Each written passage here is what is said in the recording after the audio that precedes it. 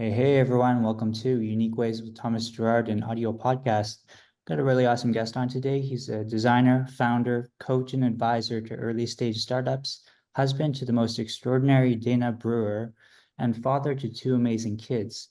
Previously, he was principal designer at Twitter, co-founder, CEO, and executive chairman at Abstract, and the co-creator of 52 Weeks of UX. Please join me in welcoming Josh Brewer. Welcome. Thanks for having me. Ready for 20 questions? Let's do it. Question one, tell me a little bit more about yourself. What do you do? It's funny you ask, because I was thinking about that question, what do you do? And I realized most of my life has been about doing. And if I really examine that, it's about doing in order to prove my worth. Kind of that underlying belief that I'm valuable because of the things I do, how I do them, having the answers, that kind of stuff. And honestly, like lately, and I mean lately, like as in like in the last month or so, I had this really big shift that was, I realized that being is something that I'm a lot more concerned with right now. If I look back at, um, the folks that I've worked with over the years, and I really kind of examined those things, I think a lot of the people really wanted to work with me or connect with me or be in relationship for who I am way more than what I do. But growing up, kind of the conditioning that I had, and I think the subconscious kind of impetus was around doing and doing more, and I'm really trying to settle in a lot more into being. Um, that said, what do I do? If you mean what do I do for work? Um, right now, I'm literally about to embark on a new stage in my career. I'm joining a company called Enjoy the Work. It's a boutique coaching advisory firm. I'm the newest general partner.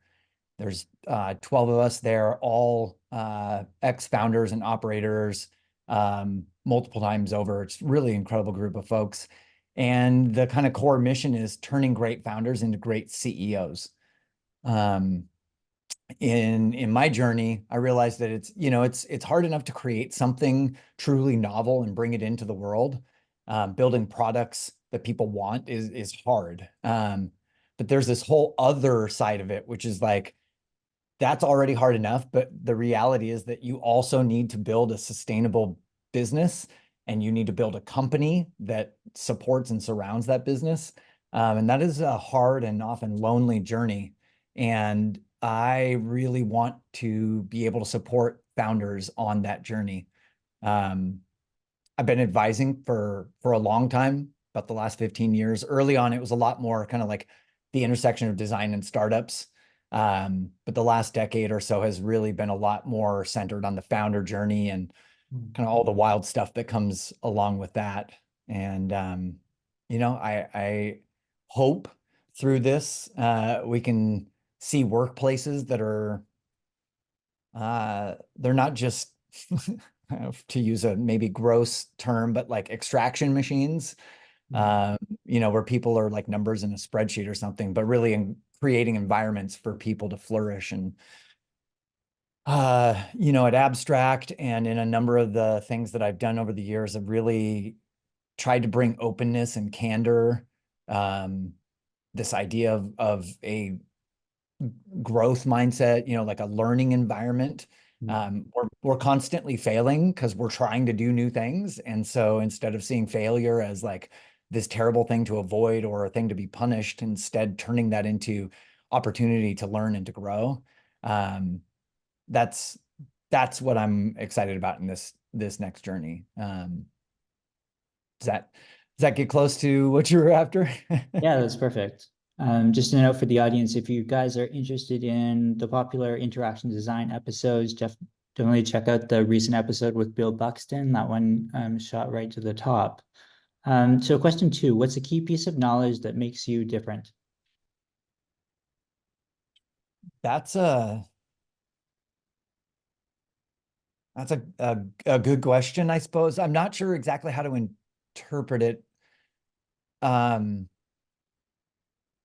each one of us has totally unique experiences. Literally, no one is experiencing the same reality. Each one of us is seeing and perceiving the world in our own unique way. And the unique personal experience of this life, the totality of our experience. And I think the like degree to which we're self-aware and connected to our own sovereignty allows us to access that unique perspective. Um, I think that's one key thing. I think that makes all of us different, but I think for me, the awareness and connection is a big piece of that. I'll also say that um, when I look back, the amount of uh, resilience that I've developed, the things that I've overcome, the things I've survived, knowing I'm still here, knowing I'm still able to do the things I'm doing, um, to be the person that I intentionally want to be in this world. That's my unique expression. And I think, while we're all unique, we're also, it's so funny, we're all so very similar. Core part of what makes us human, we all share, to varying degrees. I think about Anthony Bourdain a lot, and how, I don't know if you ever watched any of those of his episodes, but it didn't matter where he went, whether he spoke the language, um, whether he knew the people or not. There was this joy and connection in the simplest things, in sitting down and breaking bread and sharing a meal, having a drink together, laughing, crying. Um, it's so kind of profound to me that when you strip away all the kind of bullshit that gets projected to divide us, how connected we really are. And I don't know, maybe my awareness of that is part of what makes me different. Maybe my desire to embody that and share that is what makes me different. I don't know. Great. Just also another note for the audience, on the same thread, if you haven't listened to the John Maeda episode, definitely have a listen. He talks about how we shouldn't fail fast, but we should recover fast. So question three, why this of all things? Why do you do what you do? Before I answer that one, I haven't heard the John Maeda interview. Now I'll have to go and check that one out. John's amazing. And I love that idea of recovering fast. Like that, that to me, that connects to that idea of resilience.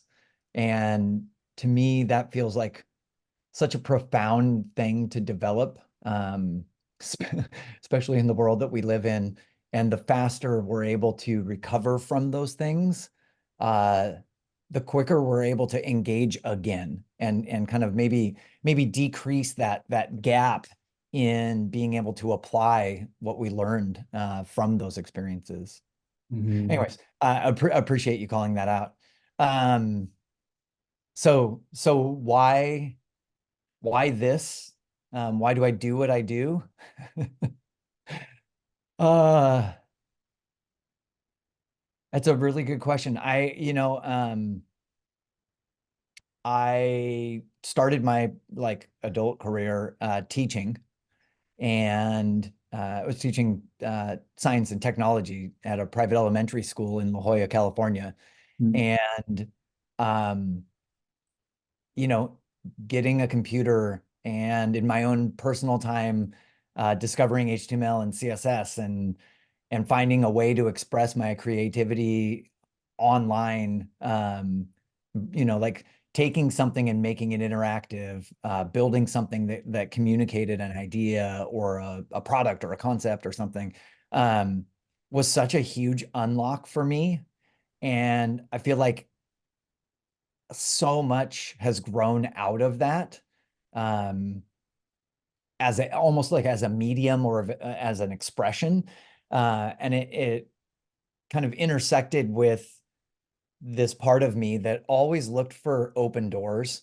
Like, um, I think back on a lot of like really pivotal moments in my life, and they were really me kind of like, I don't know, maybe this is a weird metaphor, but um, there's a door and it's like, what's on the other side of this? I don't know. And you go and you can either say, oh, well, there's a door, it's closed. And you're like, well, it's closed, but like, I don't know, maybe if you push on it, it'll open.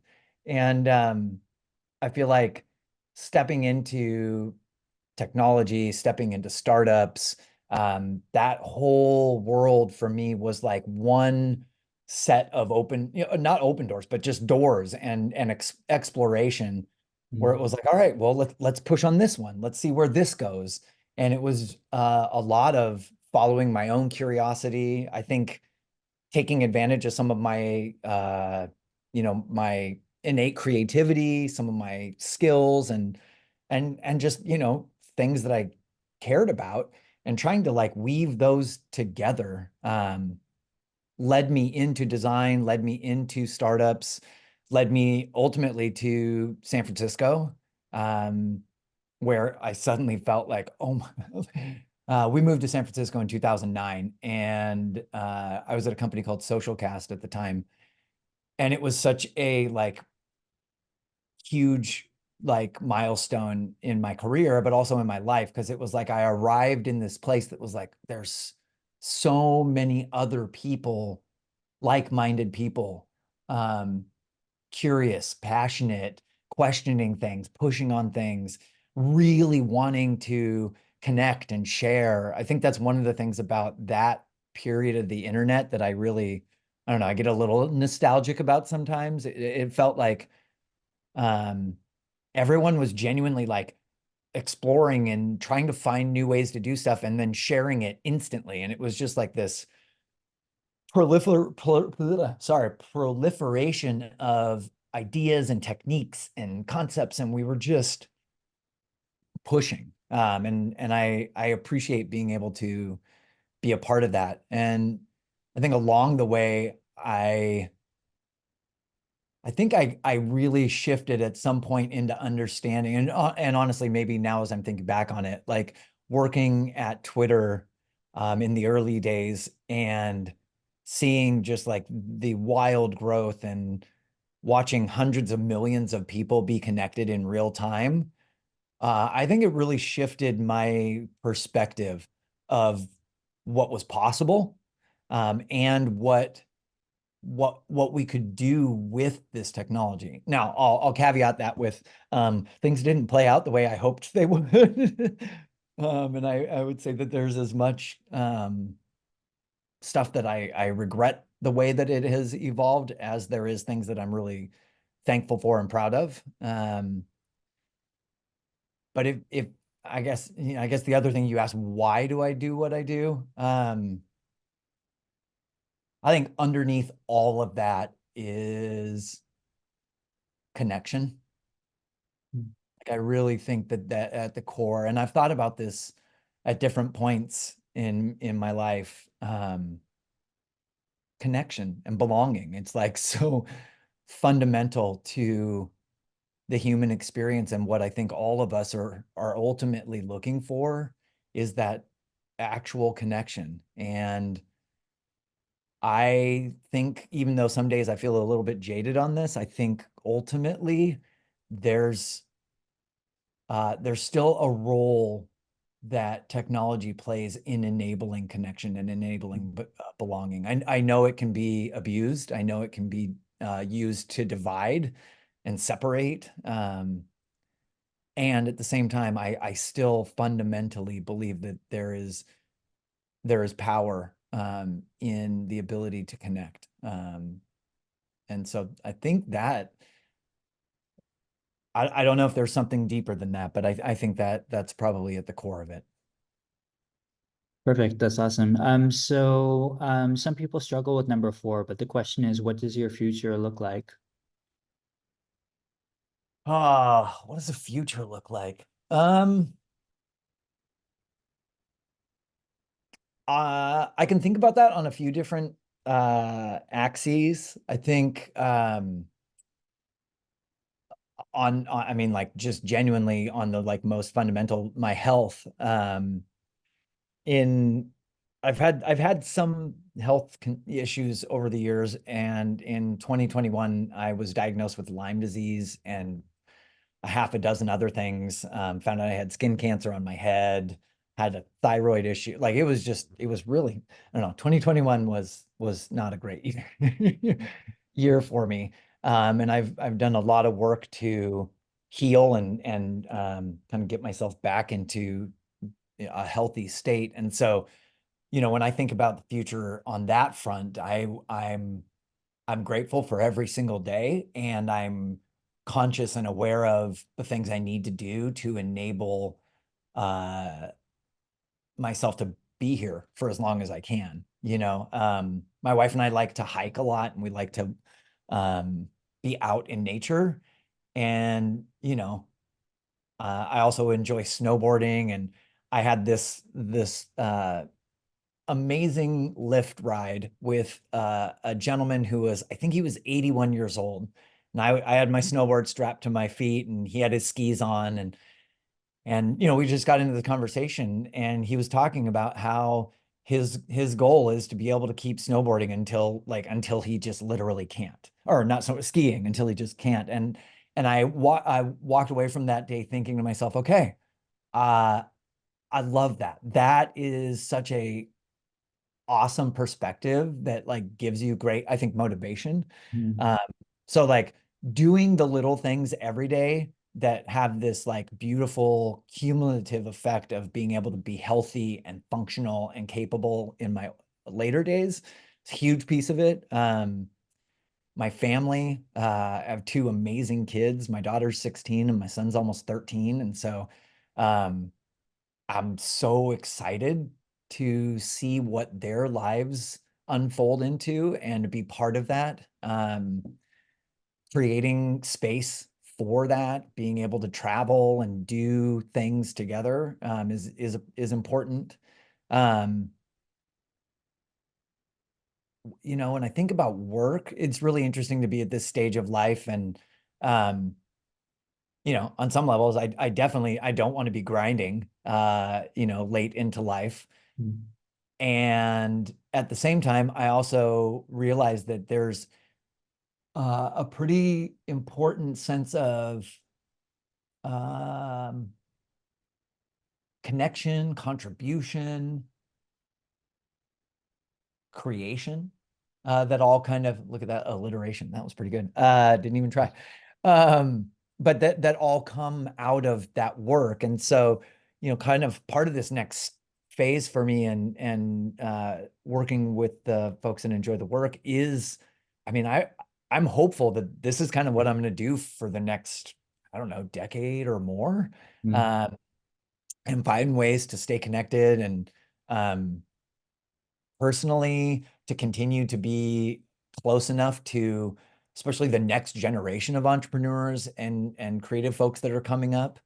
Um, like I certainly don't I don't see a future for me where I kind of like get old and curmudgeon-y and kind of disconnect from things entirely, because I feel that it's important, especially like the multi-generational conversation and connections. I think there's just so much to uh, how culture evolves that's connected to that, and I want to stay engaged in that. Um, but the God's honest truth is, like, I have no idea. I have no idea what the future looks like. I hope that it continues to be a lot of uh, hiking and spending time out in nature, um, traveling, working with really creative, smart people who challenge me and help me think in new ways. And that there's a way to give back into our community at large, but also in our, in our actual community. Um, and so I don't know, that's what comes up when you ask that. Great. So number five, we say is unique to this show. The question is about location. Let's talk about location. How does the notion of place play into what you do? That's, I think in 2024, that's a really interesting question. You know, so Abstract was from day one a hybrid company. We had folks remote and centralized. And as the company grew, we were increasingly more remote. And then COVID hit. We went fully remote, which was not terrible because we were kind of already in that whole energy. And so, post COVID, place is squishier for me in that like a lot of us spend a lot of our time online and um in a non-physical place, if you will. Mm, Um and at the same time, when I think back, like I grew up in Seattle. Um I'm I enjoyed it. I grew up skateboarding. I always joked when I was 20, I moved to San Diego, and the joke was that I moved down there so I could like burn off all the moss that I had accumulated. Um, and it was funny to me, like spent my first 2 decades in Seattle, but I didn't think of it as like home. I don't think I've ever been like deeply, deeply connected to the physical geography. Um, Although when I say that, Seattle for my first 20 years, San Diego for 14, and then the rest in the Bay Area. So I'm about as West Coast, I think, as it gets. mm, Um, and and so maybe place from a geographic perspective is more connected to the energy of a place, the cultural and environmental kind of aspects of it. mm, Um, I think about the Bay Area, and one of the reasons why we love being here is the access um, to so many different things. The ocean, the mountains, the deserts, the people, the culture, the music, the technology, all of it. And so, if I think about place and what it does, how it plays into what I do, um, like moving to the Bay Area was a seriously eye-opening experience to see the concentration of talent and ambition. Um, it was this interesting like mashup of like, 60s hippie culture, psychedelics, music, and then this like, if you look at startups and a lot of the early stuff was so like almost counterculture also in a way, which is really interesting to me. And so those pieces resonate with me. And so I suppose like that would be the thing that that I connect to is the like the energy and the expression of the of the geography is a thing for me. I mean, recently we took our family to Palm Springs and stayed just outside of there in the desert for our kids' spring break. And, a couple days in, I was like, wow, there is something fundamentally different about being here. It was so much calmer, peaceful, quiet. I know it's way less populated, so like, duh. But there was something also just about the vibe of the place. Um, that really affected me. Like my wife and I driving home, we were both like, wow, like didn't expect that, but that is a thing that was calling to me a little bit more. mm, And so I suppose as I've gotten older, I think I'm trying to pay attention to how I feel in a place, mm, um, more so. mm. Awesome. Number six, if you had to start from the beginning, what advice would you give your former younger self? That's such a good one. Um, I think the first thing that comes to mind is that I would tell my younger self, you are enough, like just as you are, Mm, full stop. mm, Um, you don't need to earn the title of being a quote unquote good person. mm, Um, have the courage to be disliked mm, because you're confident in your own self, regardless of what's externally projected back at you. Trust your gut. mm, That's a huge one. Um, I think I would also tell my younger self, you know both more and less than you think you do, which is kind of weirdly connected to that trust your gut statement. Mm, I think I would tell myself to ask for more and dream bigger. mm, Um, I think I've done a good job of making space for others, but I think I would tell my younger self to push even harder, to continually make space for others and to widen the circle, you know, make the pie bigger, if you will. mm. Um, yeah, those are the things that come up right away. Great. And what's a day in your life like? Uh, It's funny. So since the pandemic, I've basically we converted one part of our garage into my office. And so I spend a disproportionate amount of time in like the same spot. Um, which is not bad. I also have some of my music equipment out here as well. So I do spend a large chunk of my time in this like, I don't know, 8 by 10, maybe not even that much space. And so that's a decent chunk of it. But like a day in the life is, getting up, breakfast with the kids, making sure they're off to school, have what they need to, have a good day. Um, Try to meditate in the morning, sit down and just be quiet. And that's a practice that's, evolved over the years. When I first really stepped into it, it was my first therapist that I ever worked with was like, Josh, you just need to get your mind to shut up. And so the first phase of when I look at my meditation practice, the first phase was actually like just learning how to get quiet.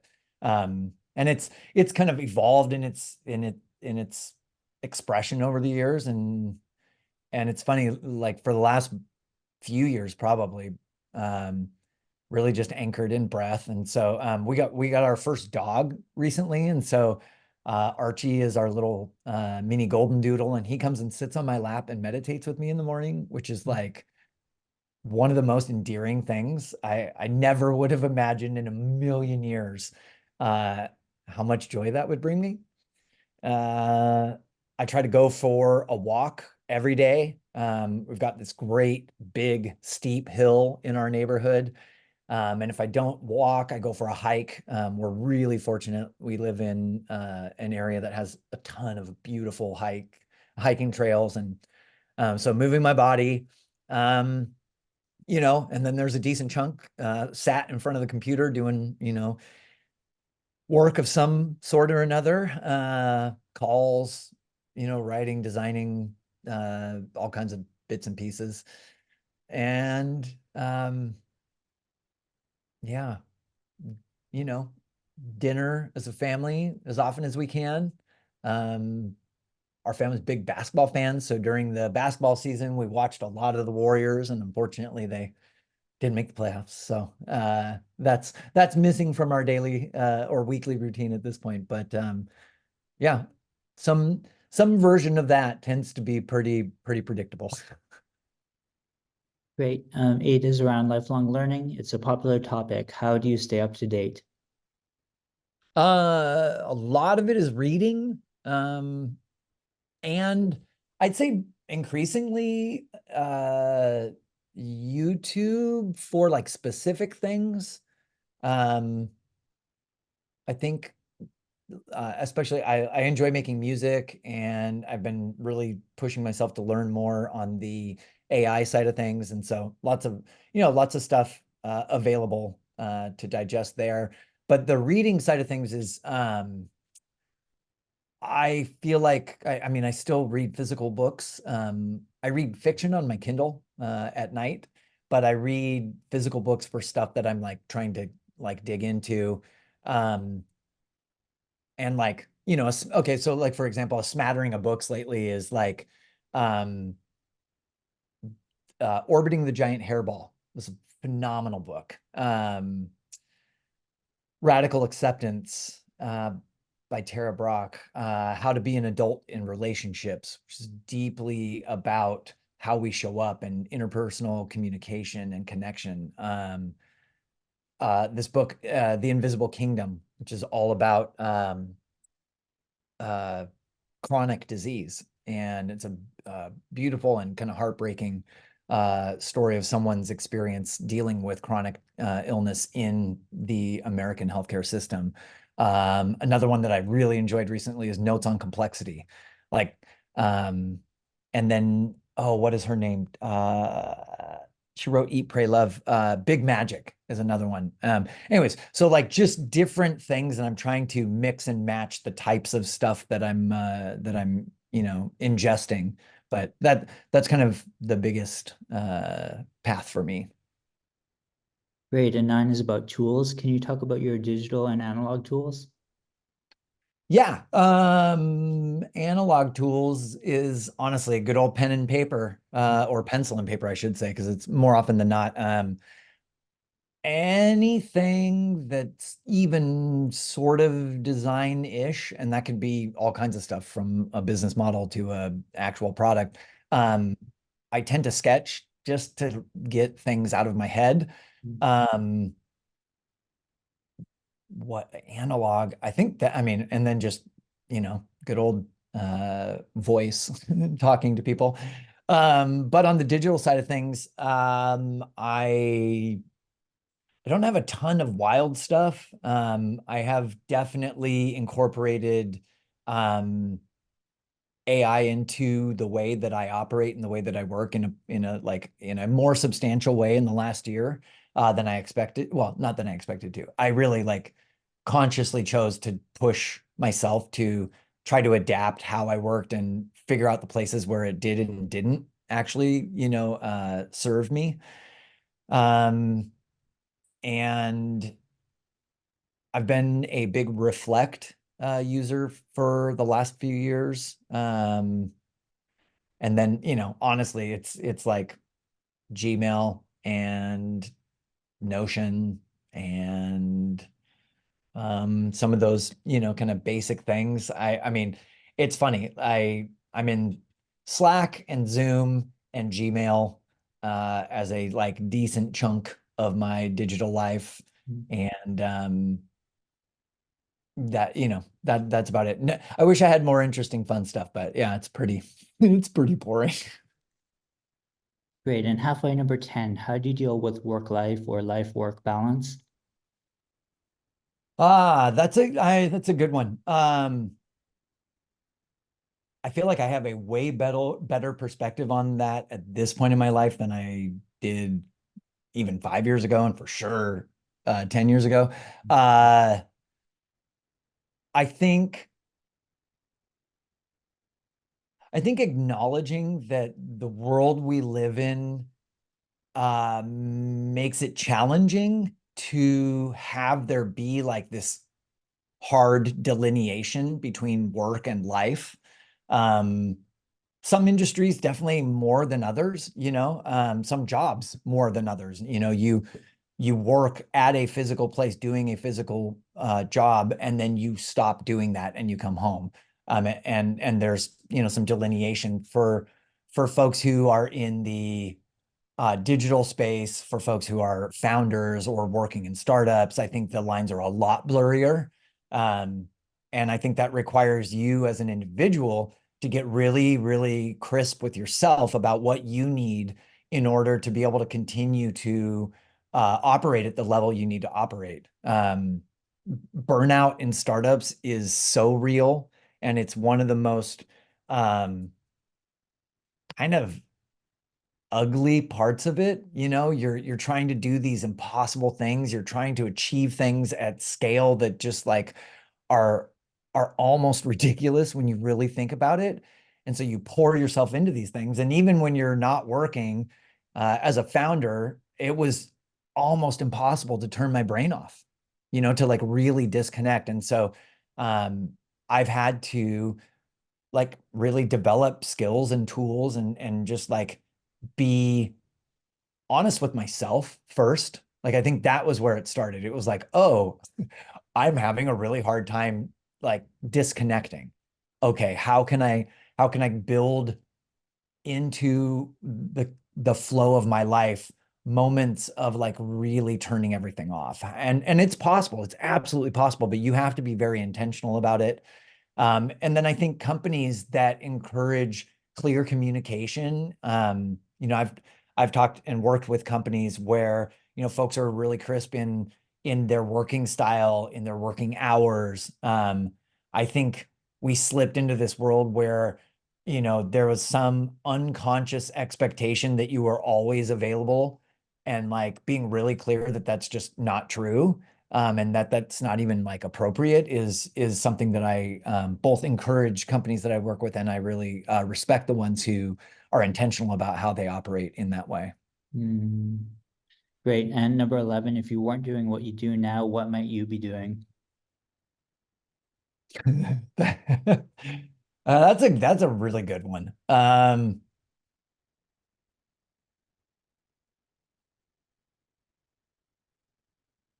I think there's a running joke, and I think I saw this recently.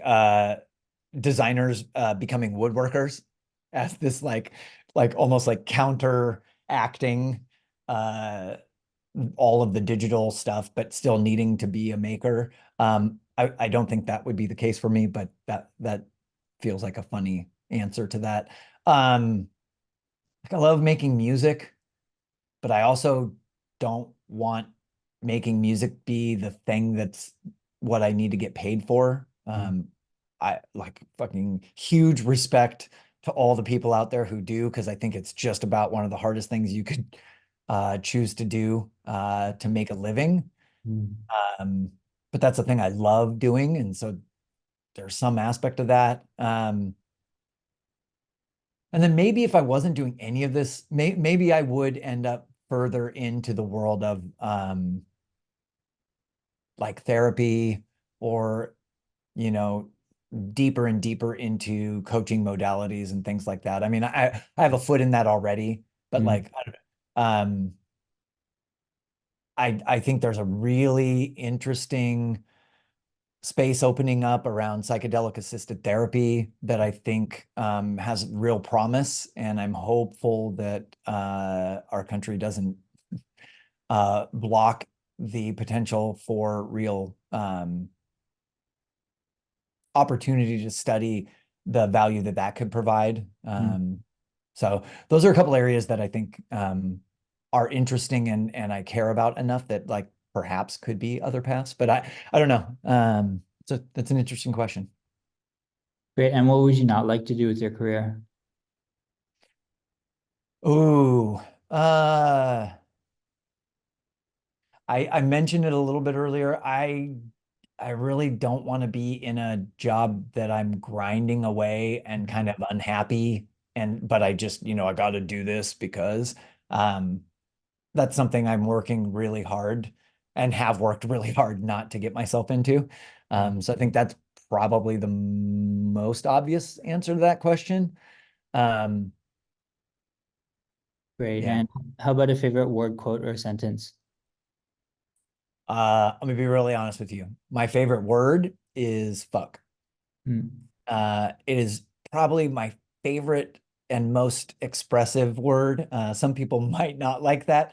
If you know me at all, you already know this to be true. My kids also know this to be true, and they find it hilarious. Because I think it's just a great adjective. You can use it in so many ways. Um, if there's a favorite quote, I've got a few, but honestly, I discovered this quote from Picasso, and it says, "I am always doing that which I cannot do in order that I might learn to do it." And it was like the greatest antidote to all of those moments where I felt like I was failing. Mm. Mm. And so I've hung on to that one for a long time. I really my kids we all in our household we quote that one at least semi regularly. And if you had to pick one word to describe yourself, what word might you choose? One word, huh? Mm.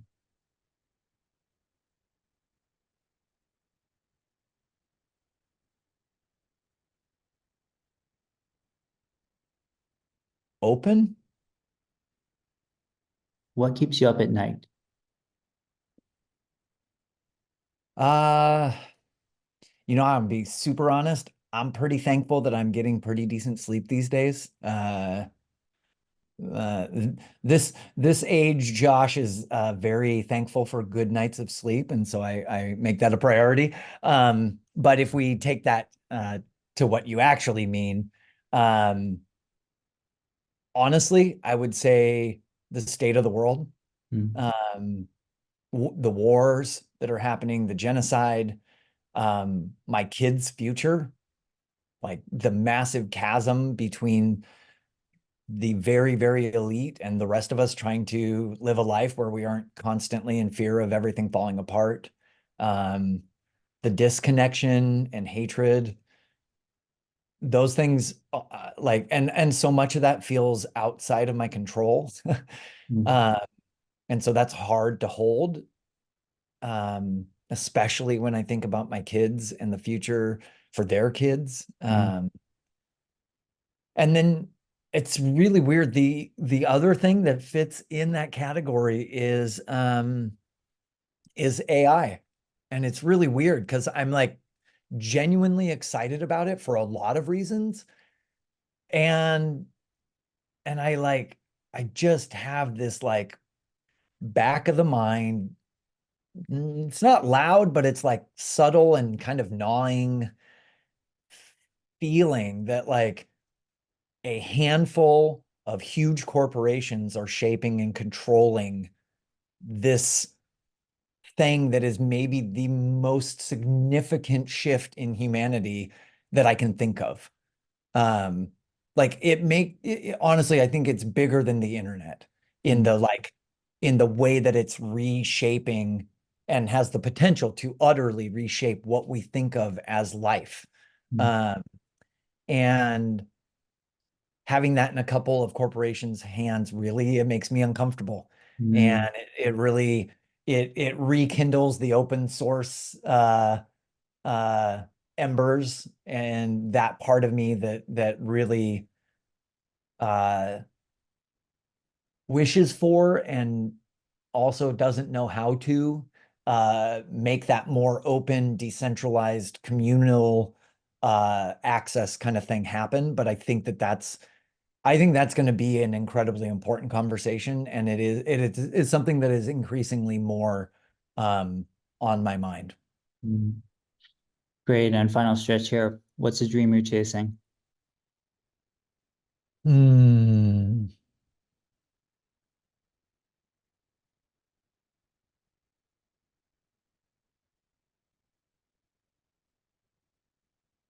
I don't want to call it a dream, but the thing that came up for me uh, is like deeply and fully loving and accepting myself.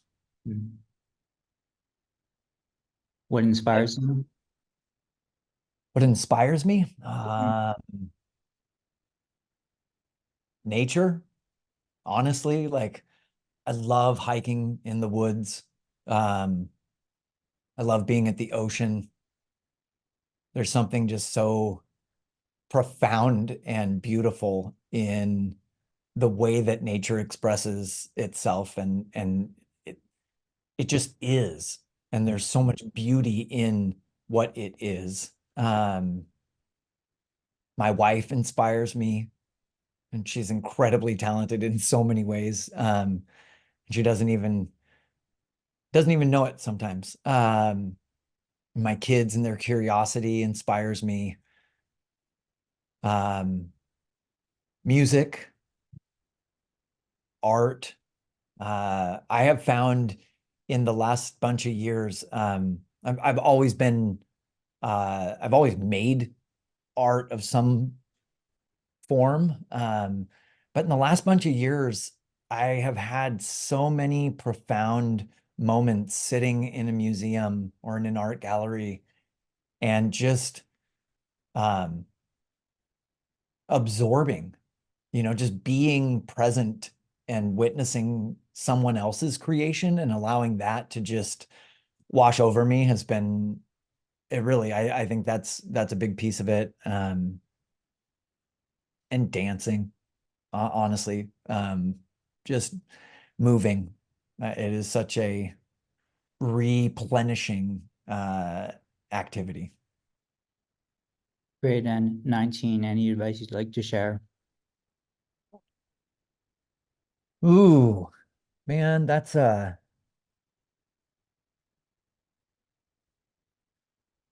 I mean, sure, there's plenty of things. My kids would be like, "Oh God, Dad."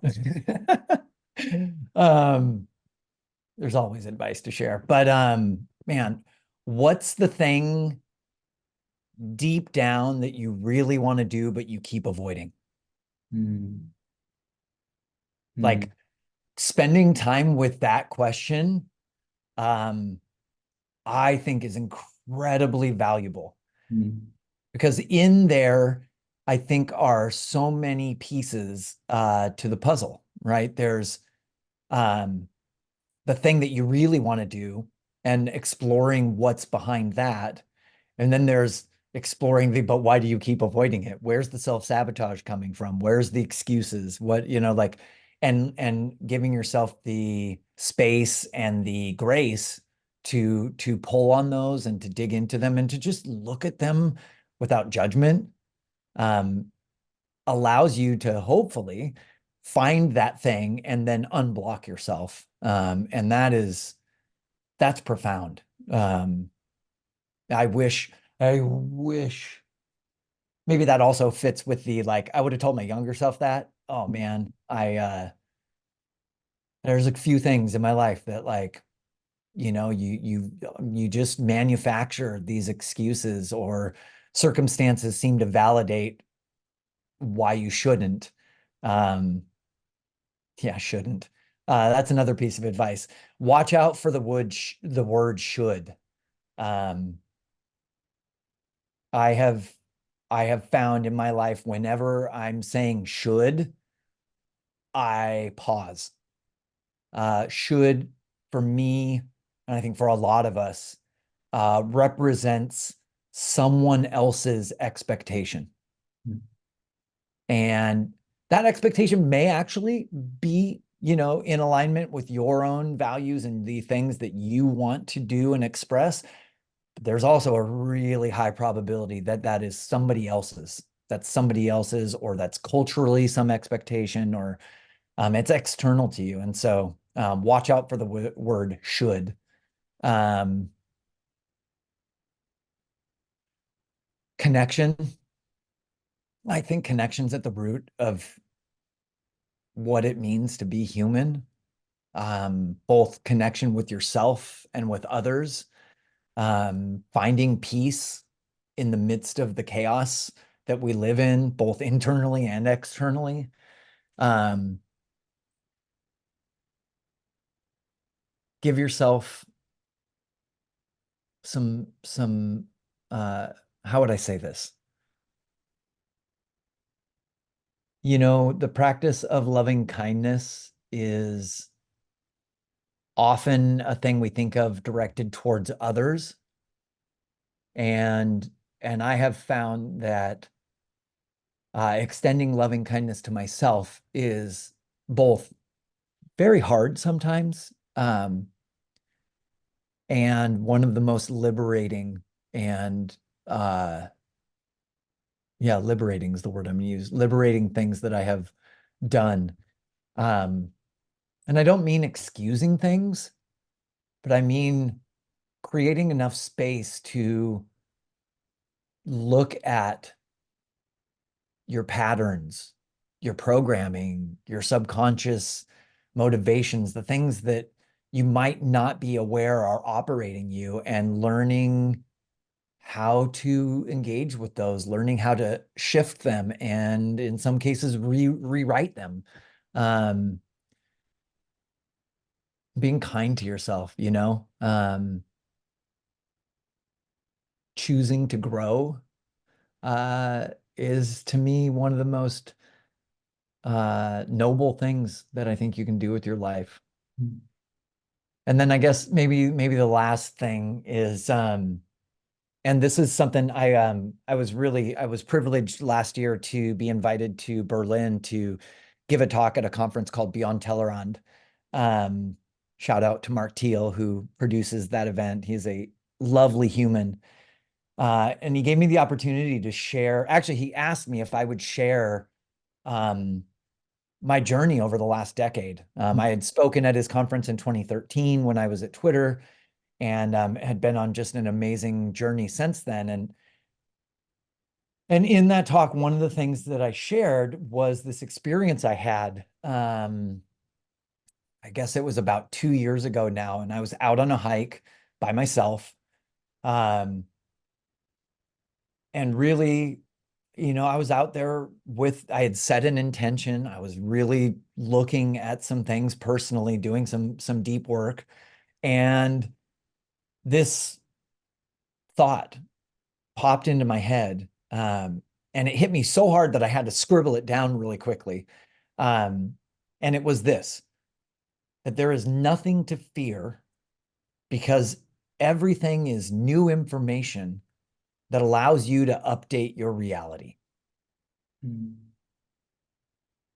And in my life, there have been so many moments where I have been paralyzed by fear, um, in lots of different ways. And I think I am not unique in this. I think most of us run into this in different places.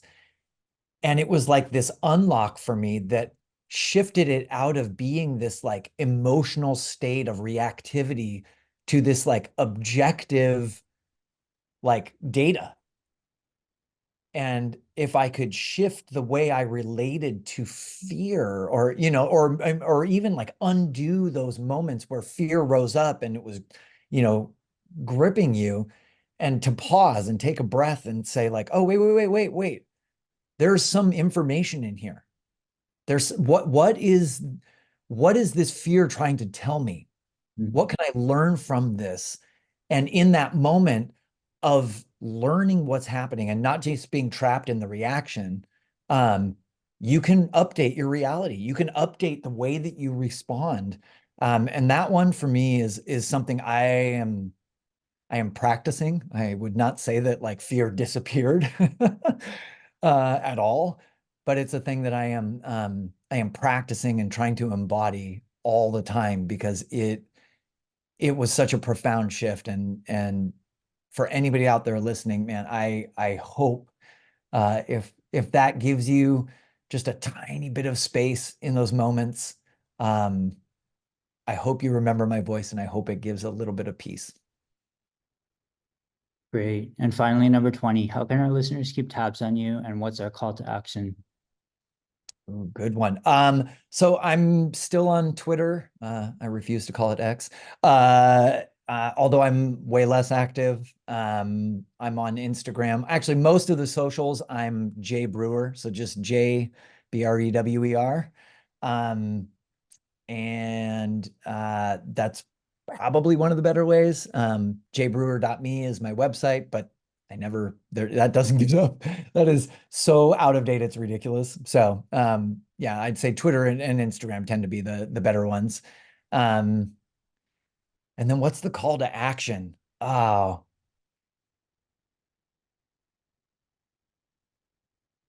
it's a great one. Maybe the call to action is to really reflect and see, is there one small thing I can do today to create a little bit more space and a little bit more love for myself, for the people that are in my life, and to try each day to expand that just a little bit.